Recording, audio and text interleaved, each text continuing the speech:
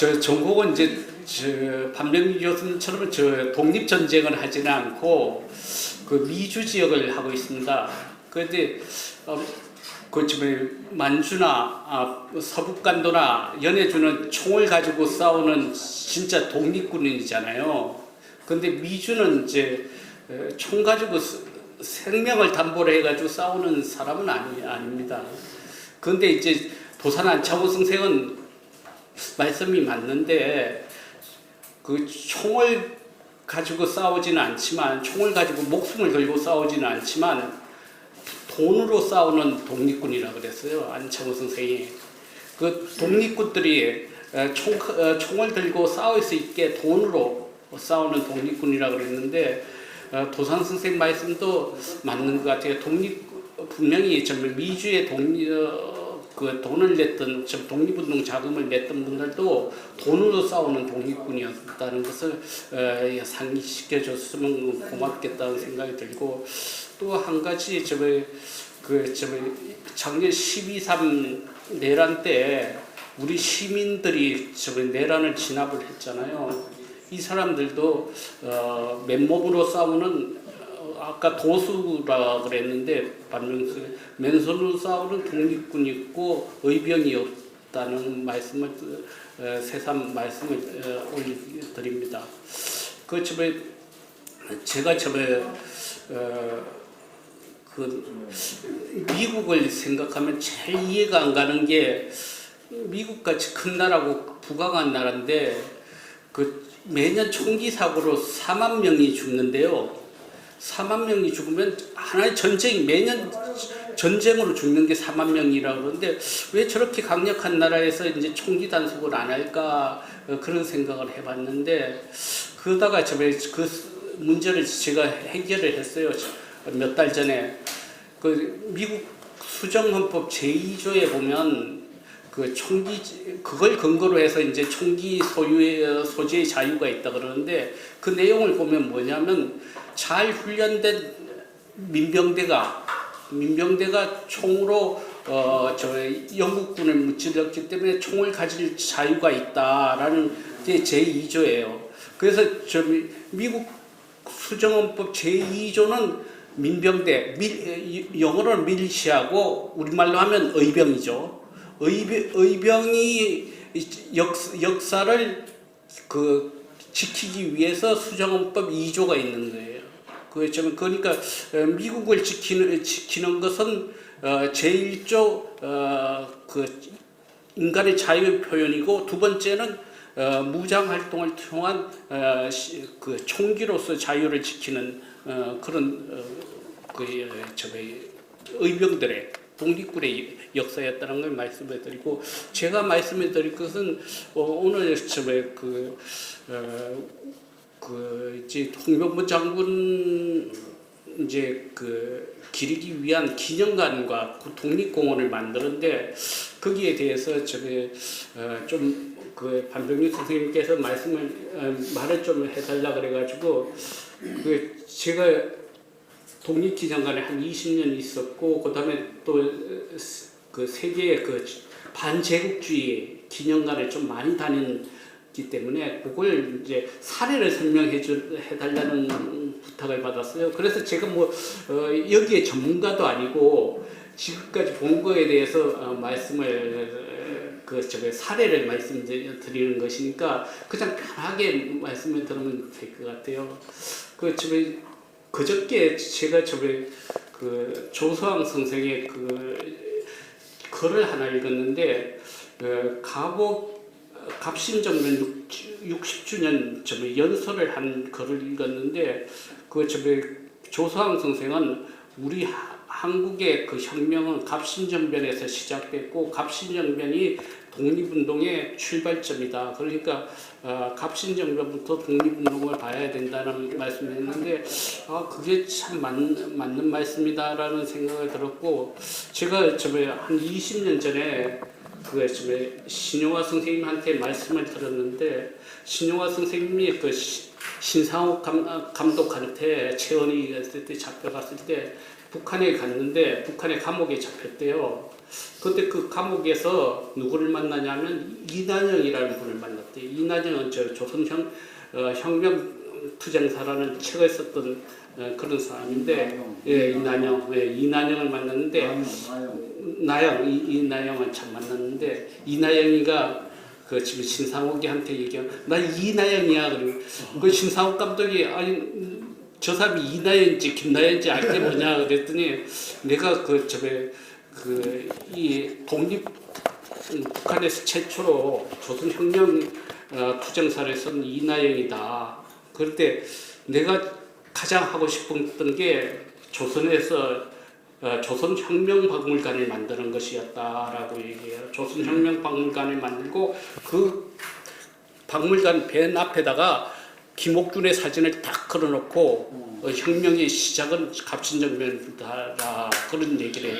그게 신용화 선생님이 저한테 말씀해줬는데, 요걸 이걸 준비하면서 그런 생각이 나고, 근데 이제 북한이 지금 조선혁명 박물관이 있잖아요. 거기에는 김옥준 사진이 이 복사지로 해가지고 요 한 장으로 걸려 있어요. 그 사진도 아니고 이게 그러니까 김일성 박물관이 돼버린 거죠. 김일성 박물관이 돼버렸는데, 야, 이난영이가 생각했던 거는 갑신정변부터 해가지고 우리가 자주 독립국가로서의 그런 엄청난 그런 항일 투쟁의 역사를 기념하는 그런 박물관을 우리 독립기념관 같이 만들자 그런 게 거였는데, 그게 이루어지지 못했던 것 같아요. 사실 독립기념관도 만들 때는 1946년 독립기념관을 만들자 그랬어요. 바로. 그런데 결국은 이제 1987년에 이제 독립기념관이 그게 됐는데, 거기에 대해서 발표 순서는 국내 독립운동 관련 기념관, 그 다음에 국외 독립운동 관련관, 그 다음에 이제 그 건립에 대해서는 어떤 문제가 있는가 그런 것을 좀 따져보도록 하겠습니다. 우선 이제 기념관에 가서 법률이 있습니다. 법률은 이제 이게 법률에 따라야지 이제 순서로 만들 수 있기 때문에, 요 법률 중에 가장 중요한 게, 우리 독립기념관을 만들 때는 이제 독립기념관법을 만들었어요. 이게 특별법이에요. 특별법으로 만들어가지고 이제 해서 86년에 제정이 돼가지고 이제 87년에 준공이 되었습니다. 그다음에 이제 기념관을 설립하려고 그러면 국가보훈기본법 제23조에 대해서 공원시설을 설치할 수 있다. 이 법에 의해서. 대부분의 기념관은 이 법에 의해서 설치되는 겁니다. 선양시설을. 그 다음에 26조하고, 그 다음에 국가유공자 등 예우 및 지원에 관한 법률이 있습니다. 그래서 전국에 이제 현축시설이라고 그래가지고 이 독립운동이라든가 기타 했던 그런 시설을 전국적으로 만들어졌어요. 이게 이제 2022년까지 104개가 만들어졌습니다. 전국에. 그러니까 지금은 한 120, 30개가 되지 않을까 싶습니다. 그 다음에 의병기념관만 해도 13개가 있고, 앞으로 전남에 의병기념관, 충남의 의병기념관이 크게 2개가 만들어져요. 그럼 15개의 의병기념관이 만들어지는 겁니다. 그 다음에 대표적인 사례가 이제 우리 독립기념관인데, 그 직접적인 배경은 일본 정부의 역사 왜곡 때문이었습니다. 그때 이제 82년인데, 그때 중앙일보 일본 특파원 기자가 이제 국내에 이게 일본 교과서를 왜곡했다는 걸 해서 이제 불꽃같이 진짜 반일 그게 나타났죠. 그다음에 간접적인 거는 독립운동사에 대한 재정립이 필요하다라는 거고, 또 하나는 당시 오공 정권에서 정통성이 부족했다는 면도 일조를 하고 있다는 것을 말씀드립니다. 그다음에 이제 아까 얘기한 독립기념관은 이렇게 특별법을 독립기념관법을 만들. 이 독립기념관은 특수법인입니다. 그래서 법을 만들어서 만일 이것도 만든다면 독립기념관법 같이 홍범도 장군 독립공원 및 기념관 특별법을 만드는 것도 하나의 방법인데 이게 진짜 전 국민적인 그런 걸 받아야 되겠죠. 독립기념관은 이제 국민의 성금이 들어갔기 때문에 이런 법을 만들 수 있었던 것 같습니다. 근데 이제 불행하게 또 개관 1년 전에 이제 화재가 나가지고 이제 그랬고 그 현장은 지금 기억하는 분은 이제 여기 김용될 원장님께서 그 현장에서 그 불난 현장을 직접 목격했던 분입니다. 예, 선장이 조금 이따가 말씀을 드리겠습니다. 그래서 여기 독립기념관이 이렇게 가운데 기념관이 있고 여기 중곡이 있죠. 중곡이 있고 그다음에 서곡이 있고 동곡이 있는데 동곡은 지금 청소년 수련관으로 되어 있습니다. 요거는 우리가 독립기념관에서 여기 임대해주고 1년에 월세를 연세를 20억 받고 있습니다. 연세. 그러니까 저기 독립기념관이 전체 118만 평이거든요. 이 전국이 전 세계에서도 가장 클 겁니다. 이게 기념관으로서는. 그다음에 조직을 보면 이제 가장 중요한 게 이사회가 있고 관장이 있고 요거 사무처가 있고 연구소가 있습니다. 그다음에 인원은 이제 한 140명 정도. 여기 원래 요게 제가 홈페이지에서 따온 겁니다. 홈페이지에서 140명이더라고요 직원이. 그다음에 예산은 300억 정도, 300억 정도 되고 아까 자체 예산이 있었다 그랬잖아요. 동곡의 청소년 수련회 요게 이제 20억 넘고 그다음 주차비 받아가지고 27억 정도 됩니다. 27억. 그다음에 이제 여기 그 명세서 수입 지출 이거 그다음에 설립 목적은 이제 법에 정해져 있는데 그다음에 호남 호국기념관이라고 있어요. 순천에 있습니다. 그건 독립기념관에서 관리하는 건데 국가보훈처에서 만든 겁니다. 요거는 이제 24년에 개관은 20년에 됐고 주로 이제 호국이라 그래가지고 이제 6.25 전쟁을 중심으로 한 그런 것을 전시하고 있는데 가장 최근에 만든 전시관입니다. 여기는 이제 관장이 있고 사무국장이 있는데 관장은 보훈처 직원이 맡고 사무국장은 독립기념관 직원이 맡고 있습니다. 이렇게 이제 호국 전시관이 전시관으로 한 4개 전시 공간이 있습니다. 주로 이제 6.25 관련입니다. 6.25 관련이고 여기에서 뭐 특별했던 거는 여기 이제 이런 철모 같은 걸 당시에 아직까지 전쟁이 끝난 지 얼마 됐느냐니까 실물이 있다는 게 아주 수통, 군복, 총 이런 것이 실물이 남아 있다는 게 그게 이 호국 기념관의 한 특징이 아닌가 싶습니다. 그래서 이제 총을 맞은 이거 철모가 있다는 게 참 재미있었습니다.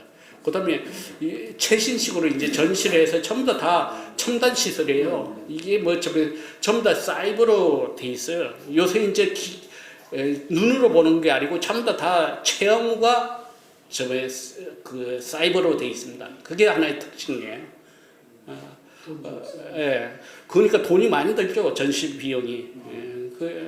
그리고 이제 사진으로 하는 건 이거고, 그다음에 백범 김구 기념관인데 요거는 이제 98년에 김대중 대통령이 약속을 해서 2002년에 건립이 됐습니다. 요것도 이제 대부분 돈은 국비에서 나왔고 백범 선생을 이제 정신을 계승하기 위한 것이었죠. 그리고 이게 여기는 이제 우리 독립기념관은 특수법인이라 그랬잖아요. 여기는 사단법인이에요. 사단법인 백범 김구 선생 기념 사업협회입니다. 그래서 이게 독립기념관처럼 법이 필요 없어요. 사단법인이에요. 사단법인. 그리고 이 협회 밑에 이제 김구 기념관이 있고, 그 다음에 사무국이 있고 이렇게 있습니다. 요게 이제 기념관 현황이고, 요것도 제가 홈페이지에서 다운받은 것입니다. 전시관은 이제 두 개가 있고, 1층, 2층 두 곳에 있고, 이렇게 되어 있습니다.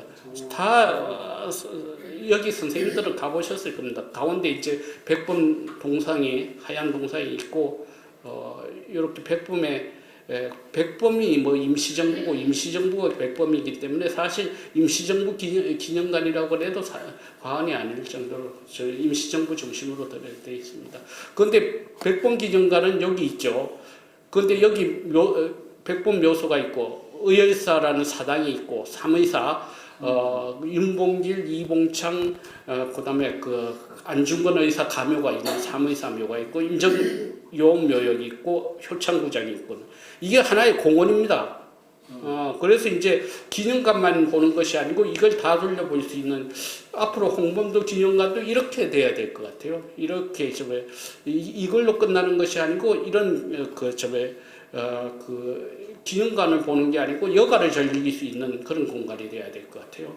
그래서 여기 3.23 묘원 있고, 여기 이봉창 의사, 윤봉길 의사, 안중근 의사, 요건 가묘죠. 묘가 없으니까 가묘가 있고, 그 다음에 충남 의병 기념관을 지금 만드는데 한 3년 걸립니다. 지금 여기 이제 기존에 의병 기념관을 새로 만들고, 기존에 보훈관이라고 그래가지고 이제 독립운동을 하던 건데, 요걸 합쳐가지고 이제 의병관을 만드는 겁니다.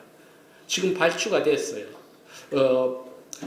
예산은 한 480억, 90억 정도 됩니다. 왜냐하면 500억 넘으면 예타를 받아야 되거든요. 예타가 뭔지 아시죠?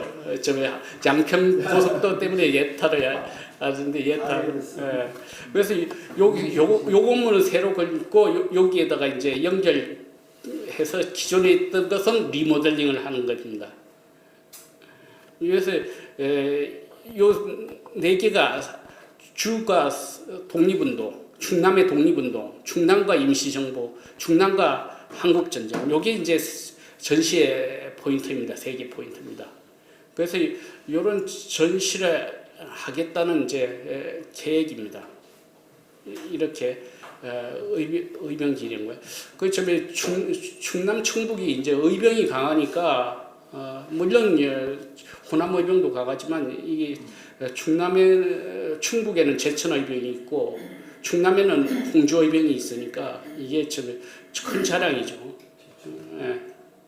그다음에 중국 사례를, 항일 기념관으로서 중국만큼 기념관이 많은 데가 없죠. 중국에 그 대표적인 데가 이제 강동혁명 역사박물관이라고, 이건 어디 있냐면 강저우에 있습니다. 강저우에. 그 중국 혁명의 시작이 강저우에 있기 때문에. 그런데 이게 저는 강동 혁명 박물관이 조그만 데인 줄 알았어요. 엄청 커요. 그 내용 보면 이 혁명 기념관에, 박물관에서 관장하는 박물관이 17개예요. 17개. 그 가운데 뭐가 있는, 가장 큰 게 항포군관학교 구직. 항포군관학교, 그 옛날에 항포군관학교 지금 그러니까 지금으로 치면 육군사관학교를 그대로 박물관으로 사용한 거예요. 거기에 이제 그걸 박물관으로 개조한 거. 그래서 아무튼 17개를 관장을 해요. 그러니까 이거는 그냥 박물관이 하나가 아니고 박물관 그룹이에요. 재벌 박물관 그룹입니다. 17개. 그리고 하나가 작은 게 아니에요. 엄청나게 큰 거예요. 하나하나가 다 백범 기념관만 해요. 그러니까 중국의 사이즈, 그 다음에 스케일이 보통이 아니라는 걸 알 수가 있겠죠. 거기에 이제, 요거는 근대사 박물관. 요거, 그 다음에 요 오른쪽에 항포군관학교. 항포군관학교 입구입니다. 요거는 제가 찍은 거예요. 둘 다. 그 다음에 여기는 강동 기의박물관, 강동혁명이 있었다 기의박물관. 그 다음에 전국총회, 그 노동조합, 있던데, 그 다음에 월남 청년 혁명 동지회, 그 다음에 파주탑, 그 다음에 이제 혁명박물가산에 아까 얘기한 것처럼 84년에 이제 항포군관학교를 기념관으로 만들었죠. 그 내용은 이제 항포군관학교를 이제 손중산이 만들었기 때문에 송중산 중심에 이제 했고, 그 다음에 여기에 이제 항포군관학교 옛날 그 사진이 있죠. 그 다음에 그 항공군관학교 기고 제1기 졸업생. 그런데 여기에 재미있죠. 한국 배양 정치 군사 인재 45인. 항포군관학교를 졸업한 사람이 한국인 혁명가가 45명이라요. 제일 잘하는 김원봉을 비롯해가지고 45명이 있다. 그 다음에 두 번째가 중국 인민항일전쟁 기념관입니다. 요거는 1987년 7월 6일날 준공해가지고 했는데 사이즈는 뭐 독립기념관보다 작아요. 그런데 그 옆에 보시면 엄청나게 커요. 그런데 전시공간도 작아요. 요게 이제 처음 중국 인민항일전쟁 기념관이라고 써 있죠. 여기에 이제 첫 번째 개관하고 난 다음에 낙성식 할 때 사진입니다. 직접 원인은 우리 독립기념관과 같이 역사 왜곡입니다. 네, 똑같아요. 그다음 87년에 개관됐고 똑같이 똑같습니다. 그다음에 그 항일 전쟁은 중국의 그 모든 세계가 자랑할 수 있는 그런 거기 때문에 지금 중국 정부는 최고 정신은 항일 전쟁 정신이에요. 항일 전쟁을 이었기 때문에 중국 공산당이 존재하는 그 정신적 배경은 항일 전쟁 빼놓으면 아무것도 없어요. 공산주의는 떠난 지 오래됐고, 그 지금 항일 정신이 중국 공산당을 떠받치는 가장 중심적인 기둥이라고 할 수 있습니다. 여기 이제 전체 모습이죠. 우람하게 큽니다. 여기 사자산 같은 게 있는데 멋있습니다. 지금 요즘 요게 이제 그 항전 기념일 7.7사변 여기가 어디냐면 7.7사변 그러니까 중일 전쟁 발생했던 데 세운 거예요. 그 역사적 현장이 세운 거예요. 여기 보시겠지만 여기에는 인민전쟁 9월 3일이 이제 중국 해방절이잖아요. 그때 중국 주석이 시진핑하고 늘 참석합니다. 우리 대통령이 8.15 때 기념에 독립기념관 기념식에 참석하지 않잖아요. 그 시진핑이나 그 이전의 사람들 전부 다 여기 다 참석합니다. 주석이. 시진핑이 지금 참석하고 있는 거죠. 여기가 이제 그 중일 전쟁이 일어났던 노구교입니다. 노구교고 이걸 이제 원나라 시대 때 마르코 폴로가 처음 와서 보고는 이게 제일 아름다운 전 세계에서 가장 아름다운 그 다리라 그래서 지금도 이제 영어로는 마르코 폴로 다리라 그래요. 마르코 폴로 다리라. 뭐 지금은 뭐 세월이 오래됐지만 그 당시에는 진짜 아름다운 그 다리였겠죠. 그 여기 노규교에서 이제 그 중일전쟁 그 병사 하나가 이제 없어져 가지고 그것을 빌미로 해가지고 이제 전쟁을 일으킨 거잖아요. 그래서 이제 여기 이제 그 완평성 노규교 옆에 거기에 이제 지금 항일전쟁 기념관이고 그게 당시에 총알 자국입니다. 중일전쟁 당시에 총알 자국입니다. 이것도 제가 다 찍은 거예요. 요거는 69주년 항전 기념 승리. 요번에 이재명 대통령도 초청을 받았죠. 초청을 받았고 박근혜 대통령이 처음으로 참석을 했었습니다. 그다음에 요거는 제2전시실. 처음에는 이제 요거 한 개만 87년 전시실 한 개만 만들었다가 97년에 두 개, 이 두 번째 전시실. 그다음에 이제 각종 전시실이 만들어졌는데 이쪽에 보면 중국 인민군가 있죠. 동판에 새겨져 있는 그걸 이제 우리 누구죠? 정일성이가 작곡한 거죠. 그거 악보가 그려져 동판에 새겨져 있습니다. 정일성이 한 거예요. 요게 이제 철모고 전시된 철모고 건총이고 그다음에 망원경 그다음에 이게 문서들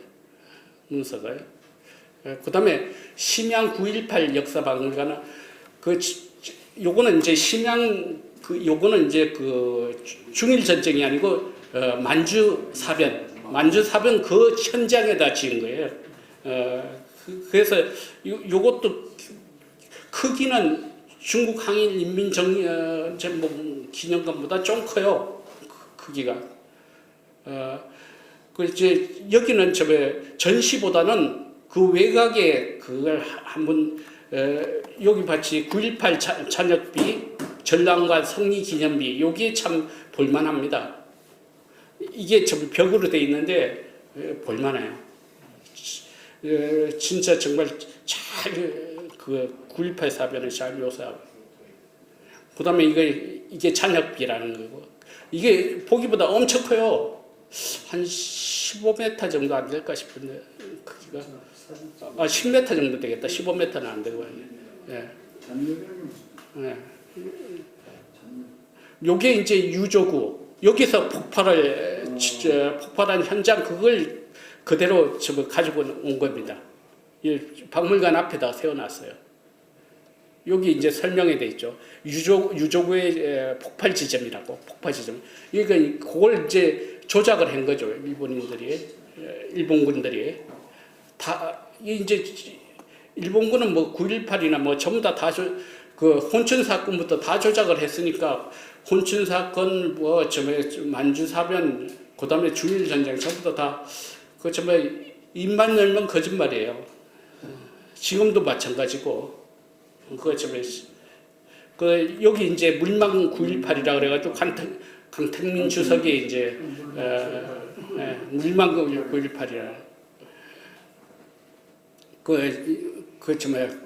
만주 사변 때 이제 희생당한 자들 여기 9.18 80주년 때 학술대회 했는데 여기 잘생긴 사람이 접니다.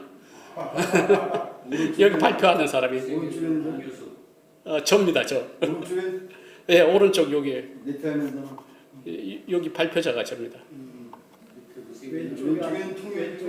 통역이고 왼쪽은 통역이고 네, 통역이고 여기도 저고 여긴 장세현 선생입니다. 장세현 선생님. 네, 장세현 선생님. 그렇죠, 맞죠. 그다음에 심양 제2차 대전 연합군 포로 수용소 부지인데, 그러니까 제2차 대전 때 연합군 포로들을 잡아가지고 여기다 일본군이 한 거예요. 포로 수용소를 심양에 있습니다. 심양에. 이것도 부지가 엄청 커요. 포로 수용소니까 얼마나 부지가 크겠어요. 엄청나게. 그래서 여기는 이제 이겁니다. 이제 여순 안중근 의사가 돌아가신 여순보다 훨씬 커요. 규모가.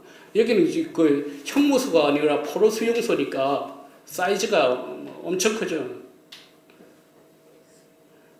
사이즈가 그 당시에 있는 그 건물들을 그대로 이제 이용을 해서 이제 여기 포로 수용소 건물을 그대로 이용하고 있습니다. 그 탑도 지금 그대로 이용하고 있고, 예, 요건 병원 자리입니다. 병원 자리. 그다음에 이제 진열관, 그러니까 전시관이죠. 전시관은 조그만해요. 전시관이 요건 새로 만든 건데 그 규모가 크지 않습니다. 그다음에 여기 미군 집차, 포획한 미군 집차. 예. 그다음에 연합군 포로들. 포로들 장경을 이런 거 전시해놔서 그 저기 연합군 외국인들이 많이 옵니다 여기 전시에. 그다음에 미국 독립기념관이 인디펜던스 우리 한국의 그 우리 독립기념관은 저기 그 인디펜던스 홀 오브 코리아라고 그러니까 한국 독립관이라 그랬는데 이거 이름이 독립기념관이라 그러면 기념이라는 뜻이 그러니까 외국 사람들이 오면 독립기념관 거기서 독립선언을 한 줄 오해를 하고 있어요. 그래서 이름을 바꾸긴 바꿔야 될 것 같아요. 영문으로 한 것들. 그리고 이거 미국 독립기념관이라고 이름을 하면 안 되고 미국 독립관이라고 번역을 해야 돼요.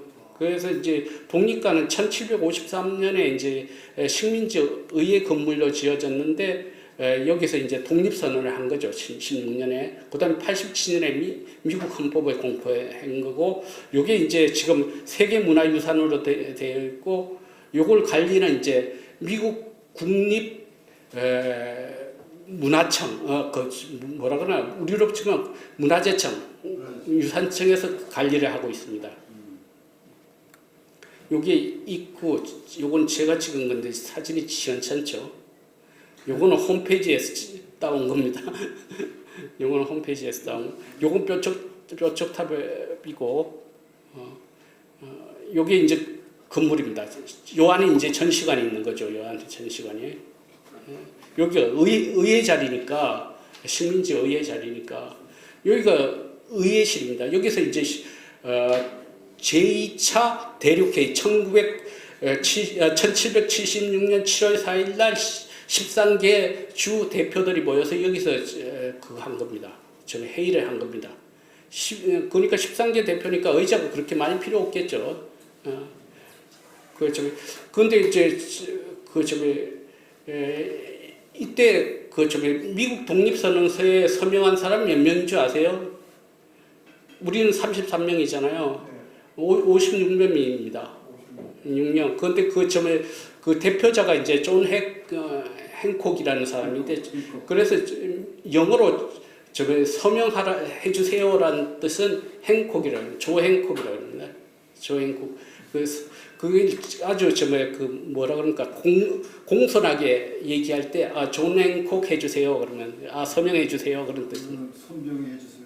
우리는 손병이 해주세요. 그래. 아니면 의암 해주세요. 그게 이제 여기서 있었고, 그 다음에 여기가 의회실입니다. 여기 가구도 그 당시 가구라 그럽니다. 제가 홈페이지 가서 여기 따온 거거든요. 여기 이제 1919년 4월 17일 날, 14일부터 16일까지 한인 대표들이 이제 여기서 요 앞에서 사진을 찍은 거죠. 미국 독립기념관 앞에서. 여기는 리틀 극장이다. 리틀 극장 앞에서 찍은 거예요. 여기 한 100여 명의 3.1 운동이 일어나고 미주에 있던 한인 대표들이 100여 명이 이제 참석한 겁니다. 여기서 이제 여기 이제 포스트 코리안 콩그레스 해가지고 회의록입니다. 영문 회의록입니다. 리틀 극장이라고 돼 있죠. 리틀 극장 앞입니다. 여기가 이제 16일 날 오후에 이제 행진을 해서 리틀 극장에서 독립관까지 행진을 하는 모습입니다. 그런데 이날 비가 왔어요. 비가 왔는데도 불구하고 이제 지금 행진을 하고 있는 겁니다. 여기가 리틀 극장이고, 그 다음에 여기 이제 지금 그 행진을 하는 길이죠. 처음에 행진을 하는데 이 사람이 유일한 박사입니다. 유일한 닮았죠. 지금 얼굴 잘 보니까. 이 사진은 저번 주 금요일 날 유일한 기념사 앞에서 발표했던 그림을 그대로 따왔습니다. 제가 그래서 여기에 코리안 인디펜던스 리거라고 써 있는데, 그거는 한국 독립단이라는 뜻입니다. 미국에서는 코리안 인디펜던스 리거를 독립단이라고 번역을 했어요. 여기 있죠. 코리안 인디펜던스 리거. 요거 있죠. 요 원본이 지금 임시정부 기념관에서 작년에 입수를 했습니다. 그 점에 그 누구야 그 도산 안수산 아들 누구죠 사부님? 아니 그 아들 있잖아 커디가 이제 실물을 가지고 왔습니다. 실물을 가서 구입을 했어요. 왜 부산 고추가 있었지? 이겁니다. 이거 제가 찍은 거예요. 코리안 인디펜던스 리그라는 이게 커디가 가져온 거예요. 여기 이제 회의를 마치고 여기서 이제 요거는 이제 그 독립선언을 한 장소에서 사진을 서재필 박사가 사진을 찍었는데 찍은 거고, 그다음에 여기는 조지 워싱턴이 앉았던 자리에서 이승만 박사가 사진을 찍은 거예요. 여기 정한경이고 노디김이고 이게 누구더라? 여기 정한경이고 여기 누구더라? 천세현. 뉴욕에 있는 천세현. 네, 천세현이라는 분이 상주분인데, 그런데 여기가 이제 조지 워싱턴이 앉았던 자리입니다. 그 여기서 뭘 했냐? 헌법에 사인을 했다 그러는. 그런데 그 당시에 그 조지 워싱턴이 그건 줄 알았어요.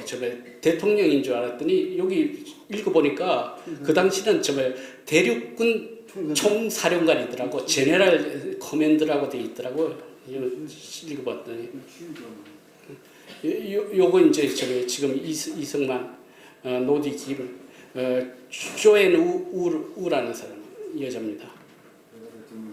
남궁염 부인이에요. 남궁염 부인이에요. 요게 사진이 실렸던 이브닝 퍼블릭 4월 17일자에 실린 거예요. 여기 리틀 극장입니다. 여기 이제 이승만,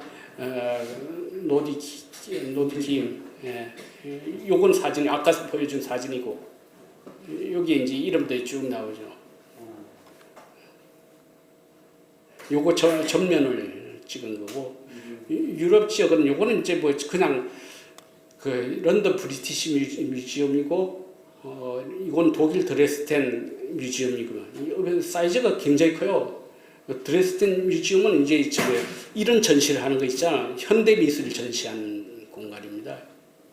그 다음에 여기가 참 진짜 기막히더라고. 스웨덴 내셔널 뮤지엄인데 이 건물에 야 진짜 저도 여기 한번 가봤으면 좋겠다라는 생각이 들어요. 스톡홀름에 있는 그 내셔널 뮤지엄입니다. 요게 건물이고 여기 전시 도면이고, 그다음에 요거는 제가 어제 저녁에 끼워놓은 겁니다. 베트남에 있는 호치민 기념관이에요. 호치민이 이제 그 죽고 나서 이제 호치민을 상징하기 위해서 그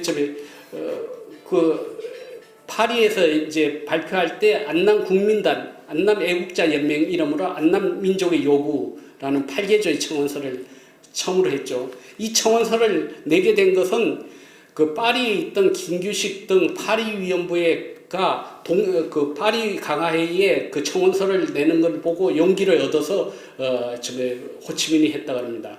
그건 제 말이 아니고 베트남 학자가 저한테 얘기해 준 거예요.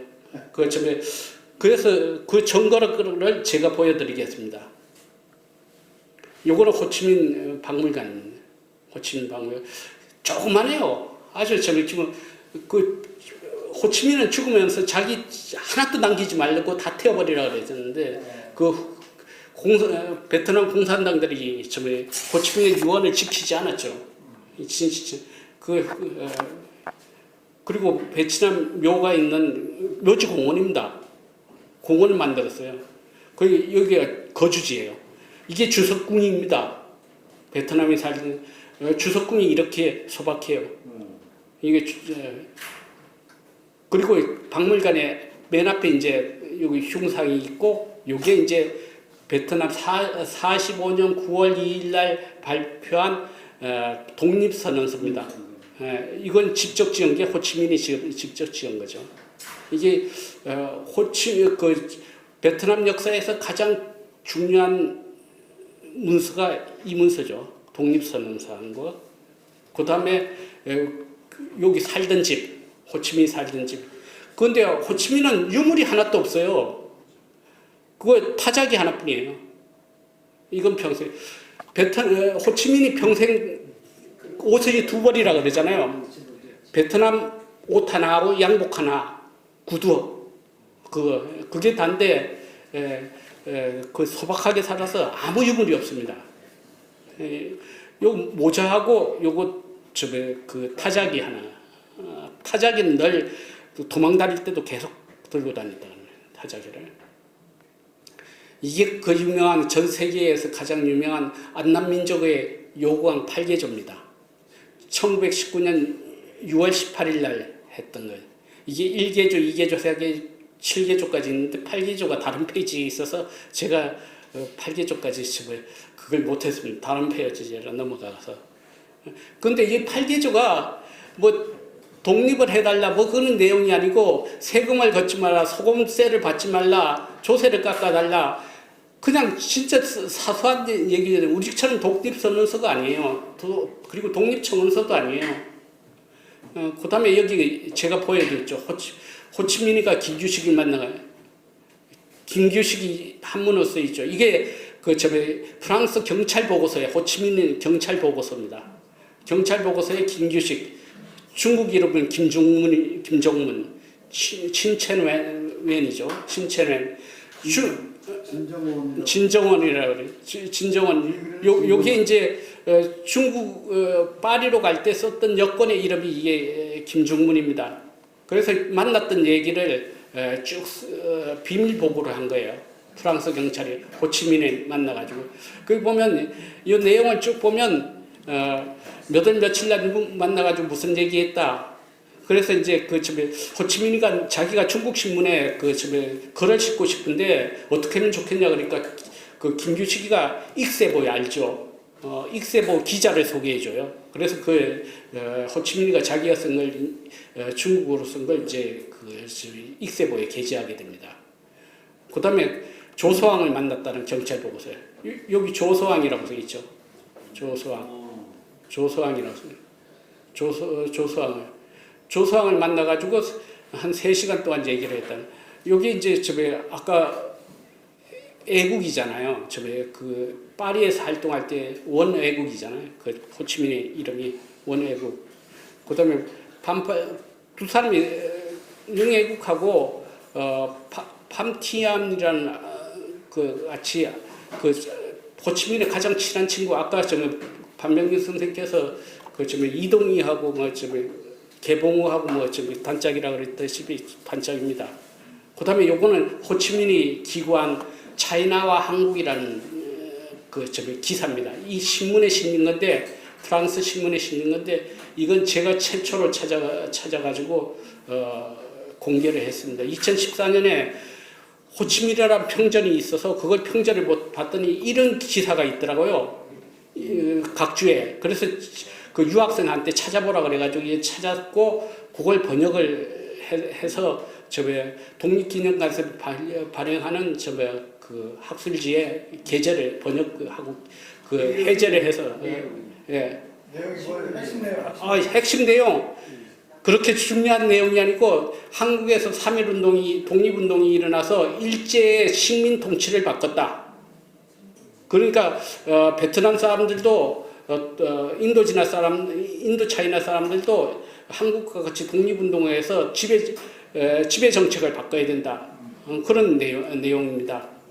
그 내용인데 이걸 최초로 제가 발견했고 그다음에 그걸 번역했고 거기 해제가 되어 있습니다. 해제도 제가 썼지만 이 친구가 번역을 했기 때문에 제가 그 친구 이름으로 그걸 내서 글을 낼 때는 이것도 다 번역이 됐습니다. 그 학술지에 아까 여기 한 호치민 경찰 보고서도 이것도 번역이 돼서 그 학술 잡지에 실렸는데 그 해제도 제가 했는데 번역을 그 친구가 해서 그 친구 이름으로 냈어요.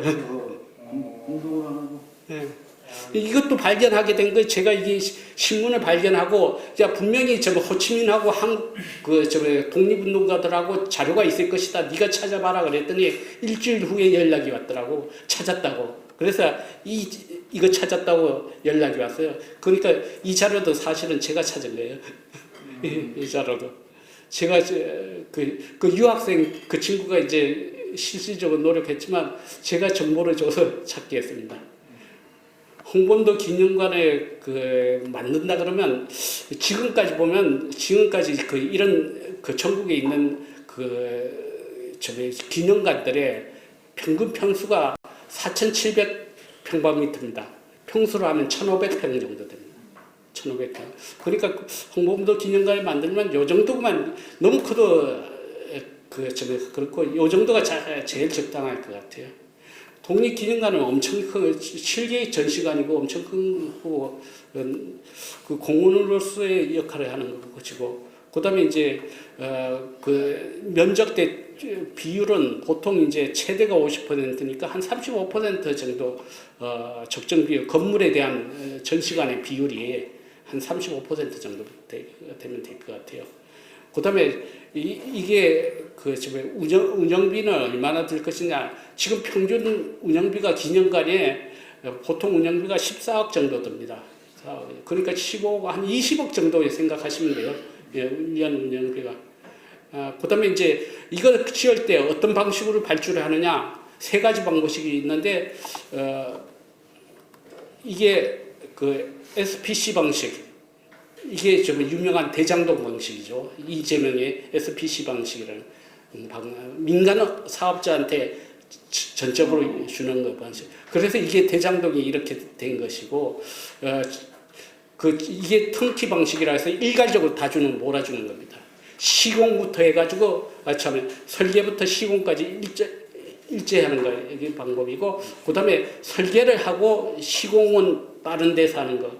그래서 보통 요새 대부분 이렇게 설계하고 시공을 분리합니다. 왜냐하면 설계하는 사람들의 턴키로 하면 그대로 그대로 가기 때문에 주문자의 입장이 잘 안 맞아져요. 그래서 이제 요 방법이 가장 일반적인 방식입니다. 그 다음에 기념관을 방문하는 이유가 뭐냐? 대부분이 전시 내용 때문입니다. 전시 내용. 그 다음에 이제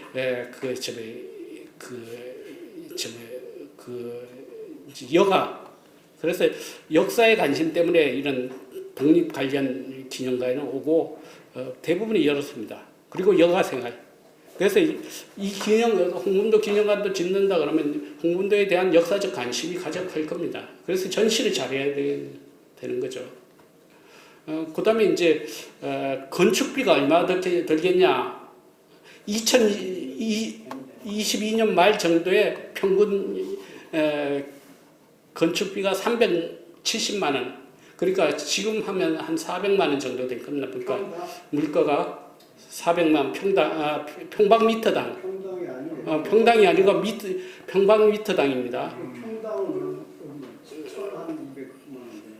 그러니까 이제 이렇게 되면 이게 홍범도 기념관을 만든다 그러면 물가가 오르기 때문에 한 500만 원 잡아야 될 겁니다. 평방미터당. 500만 원.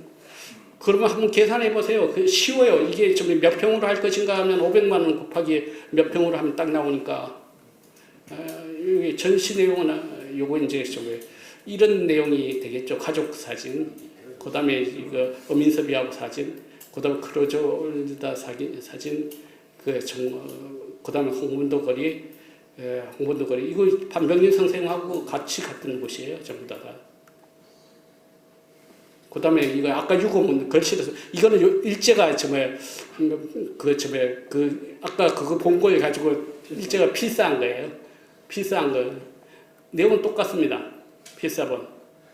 아까 본 거 유고문이고 요 유고문이 지금 독립기념관에 전시되고 있는 겁니다. 요거는 아까 얘기한 그겁니다. 독립신문이. 예, 이것으로 발표를 마치도록 하겠습니다. 예, 고맙습니다. 네네네.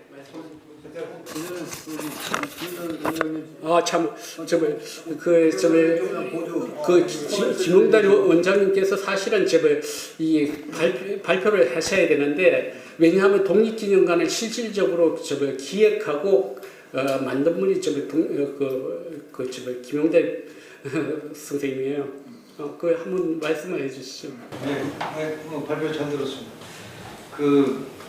제가 황원석 부회장님 계신데 육사 교정의 독립 오용 흉상 제막식 때 이제 같이 참석해서 이제 제 앞에서 사진 찍고 저도 뒤에 사진이 나왔는데 그 후에 이제 이종찬 회장님을 비롯해서 여러 문재인 정부 시절이죠. 그래서 여러분들이 육사에 강력하게 얘기를 해서 독립전쟁을 중심으로 한 국군 역사박물관을 세우고 있어요. 국군은 임시정부의 국군 건국군과 우리 대한민국 국군이 연계된 전통성이 맺어지는 국군 역사박물관을 세우기로 해갖고 육사에서 계획을 수립을 해서 저를 비롯한 역사학자들한테 자문도 다 붙였어요. 그러더니 또 정권이 말기에 오더니 이걸 더 확대해서 무슨 한국 군사박물관을 세운다고 아예 그 프로젝트를 군사편찬연구소로 보냈더라고요. 그래서 군사편찬연구소에서 저거로 한국 군사 역사 박물관을 어떻게 세워야 되느냐.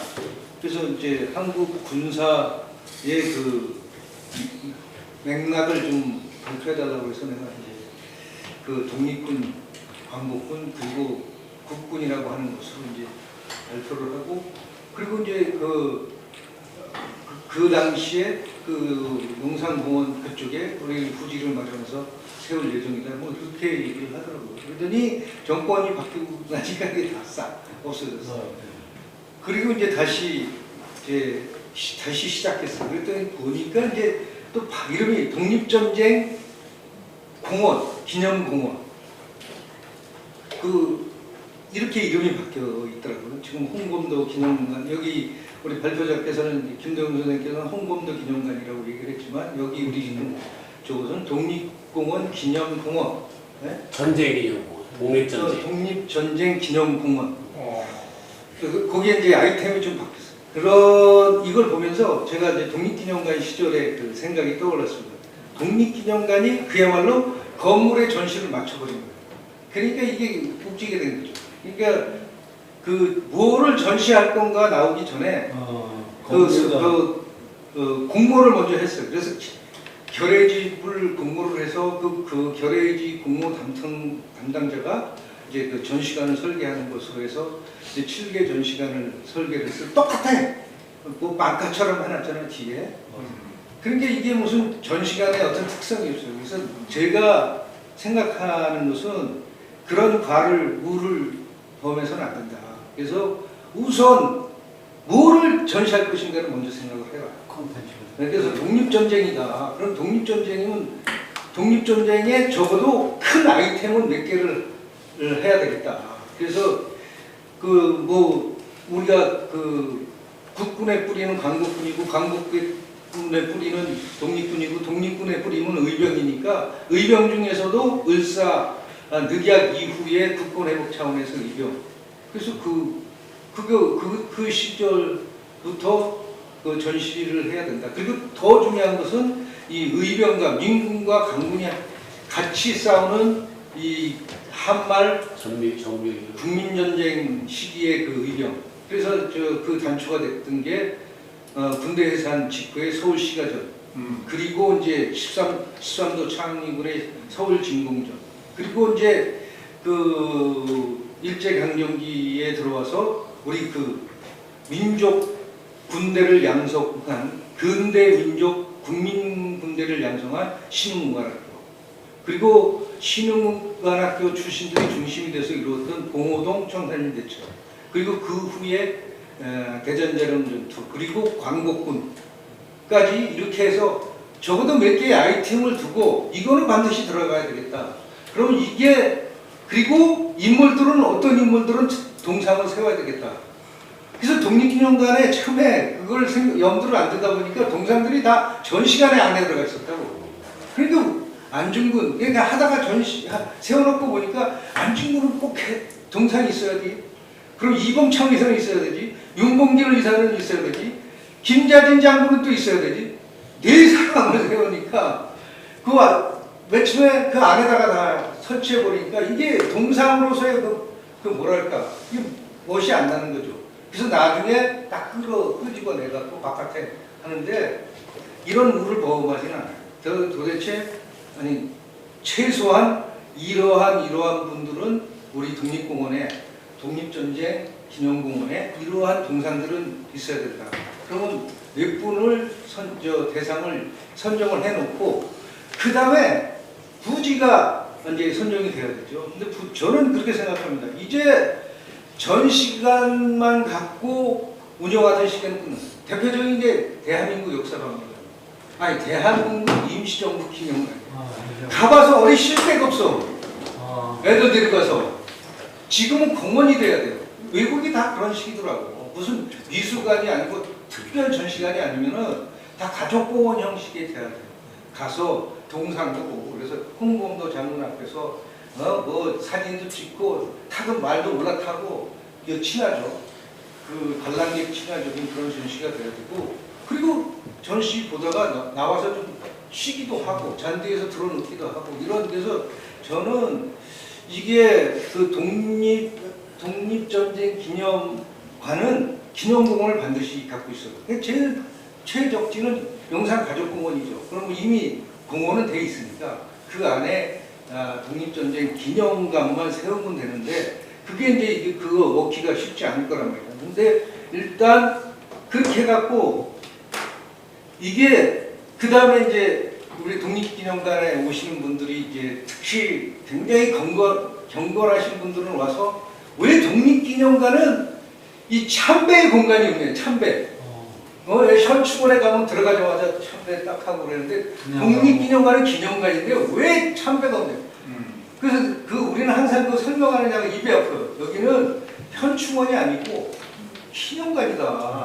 우리 독립운동을 기념하는 곳이기 때문에 전시를 다 보고 그 다음에 올라가서 추모의 자리에 가서 선열들을 추모하는 그런 시스템이기 때문에 제일 뒤에 가 있다. 근데 거기는 안 가. 사람들이 전시관만 보고 거기 나가서 죽은 공간이 돼버렸어요. 근데 그 의도는 참 좋았다. 그러니까 우리가 기념관은 현충원이 아니잖아요. 그래서 분양 이런 건 필요 없다. 그 안에 전시에서 분양은 있을 수 있지만 공간은 필요 없고 그리고 이제 내가 이게 여기까지 얘기해서 대단하다. 제가 초창기부터 마스터 플랜 할 때부터 건축가, 토목가들하고 같이 이제 작업을 했는데 제일 중요한 게 전시관 칠 때 또는 공원을 할 때 제일 중요한 게 물줄기를 잡는 거예요. 물줄기. 땅 속에 물이 흘러요. 수맥이. 그래서 이 수맥을 정리해 주지 않으면은 전시관이 습해서 그리고 전시관에 자료들 있잖아요. 자료들을 그거 계속 돌려야 돼요. 황홀한습을. 그래서 그거는 토목이 물줄기를 잘 잡아줘갖고 그 다음에 그 위에서 우리 전시에 맞는 건물을 줘야 돼요. 전시에 맞는. 그래야 진정한 기념관이 되고 그렇게 해서 하면은 전시관을 지면은 크게 문제가 되지 않을 거다. 그래서 좀 그 참고가 되시라고 이 정도 말씀드리겠습니다. 제일 가장 중요한 말씀을 해준 것 같아요. 그거는 진짜 정말 해보지 않은 사람은 말할 수 없는 얘기거든요. 지금 질문 있으면 제가 선생님.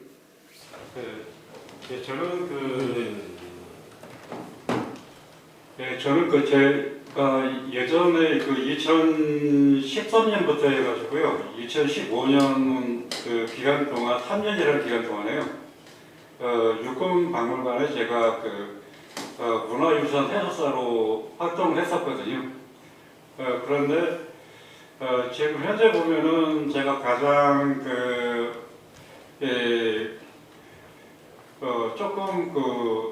이게 조금 부족한 면이 좀 있는 면이 뭔가 아니요.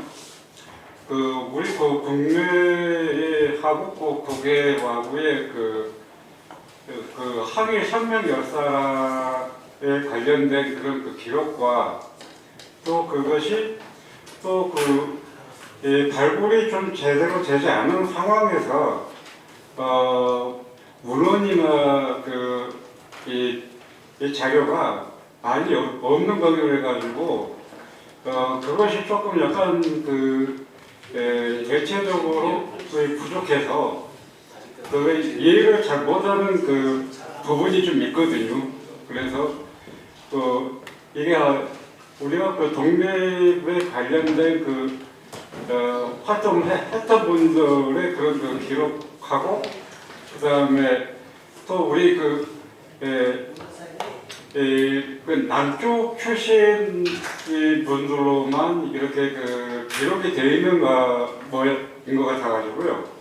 또 북쪽이라고 해가지고 북한이라는 지역이 있잖아요. 북한이라는 지역에 그에서의 어떻게 해서 독립에 관련된 인물들이 있는지 그게 제대로 전수 조사가 안 돼 있는 것 같더라고요. 그게. 그래서 이게 우리 국내의 독립에 관련된 분야는요 반쪽 자료밖에 되지 않는 그런 결과가 나온 거예요. 지금 현재 보면은.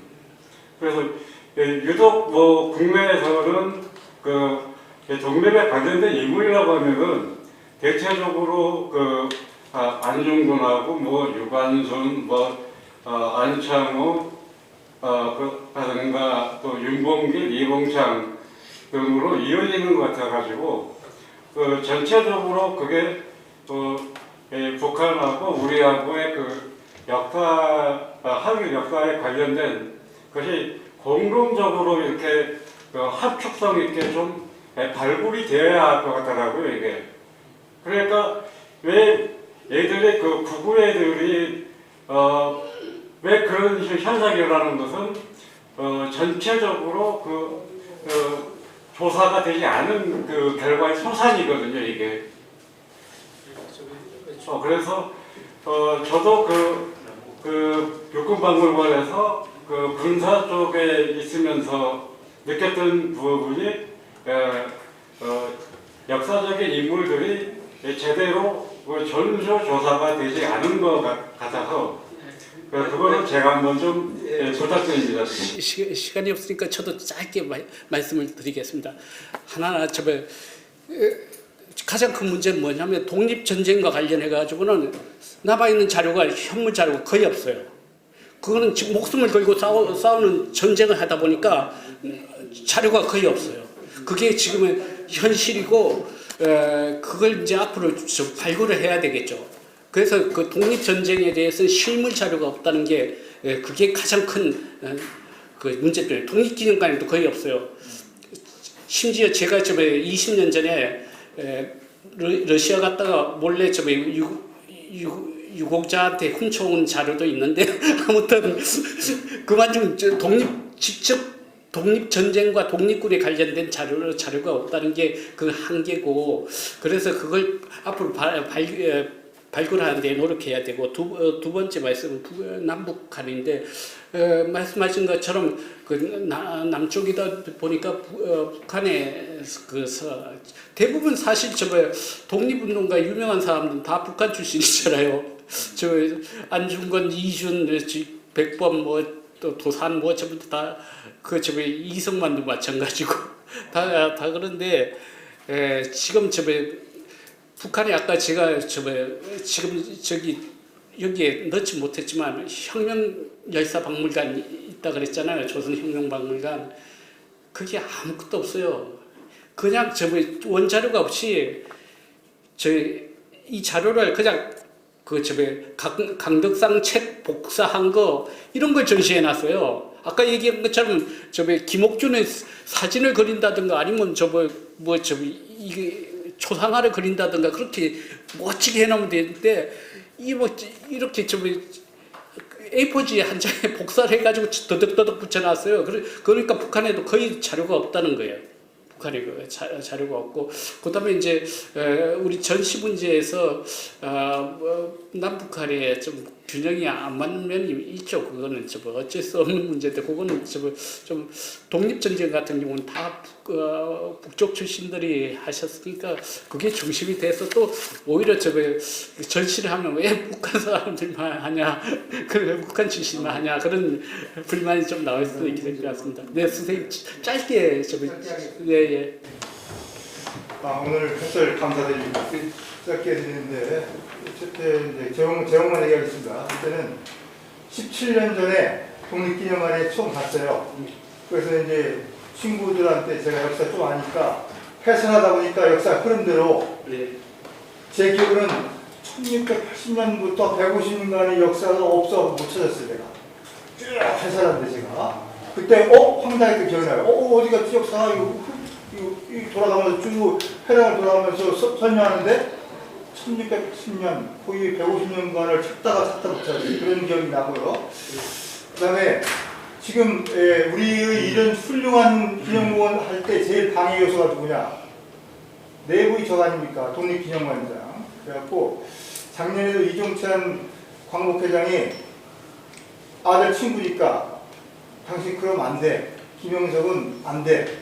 이렇게 얘기했는데 그 얘기한 다음에 그날 저녁 밤 9시 결제됐어요. 전자결제됐어요. 그런 윤석열이에요. 그렇기 때문에 김영석이가 청나라 연구 박사지만 이 사람이 또 그 방해를 할 수 있는 사람이기 때문에 그게 걱정이 돼요. 어떻게 생각하는지 궁금하고요. 또 역사 4억의 단체장인데 전부 뉴라이트 아닙니까? 이 사람들 집단으로 또 야질 노ton가 또는 뭐 이렇게 할까 걱정이 태산입니다. 어떻게 보시는지 궁금하고요. 이따 2차 질문하겠습니다만 그 다음에 황포군관학교 마지막으로 황포군관학교 참 마음만 얘기만 들어도 가슴이 뜁니다. 근데 45분의 독립운동가 중에 과연 몇 분이나 사진이 걸렸는지 궁금합니다.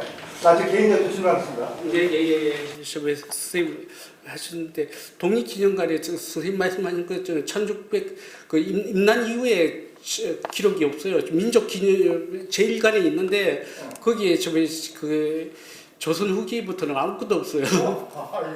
그거는 전시할 때 문제가 있었던 것 같아요. 뭐 그걸 자랑스럽지 못하다고 생각을 했는지 어떻게 처음에 못했는데 그거는 이제 시정이 되겠죠. 지금 그다음 두 번째 그 독립기념관 관장 문제는 요번 정부에서 알아서 잘 하시겠죠. 뭐 그거는 이게 2년 반 남았잖아요. 왜? 근데 그 사람이 저는 이제 정년한 지가 한 5년 돼가지고 그래가지고 저는 모르겠고 그다음에 항포군관학교 그 자료를 졸업생 자료가 있거든요. 저 명단이 있는데 거기에서 이제 각 기수마다 그걸 했는데 다 지금 참 못 찾았어요. 그 항포 기념 학교 그 전시관에 자료를 수집해야 될 것 같아요. 다.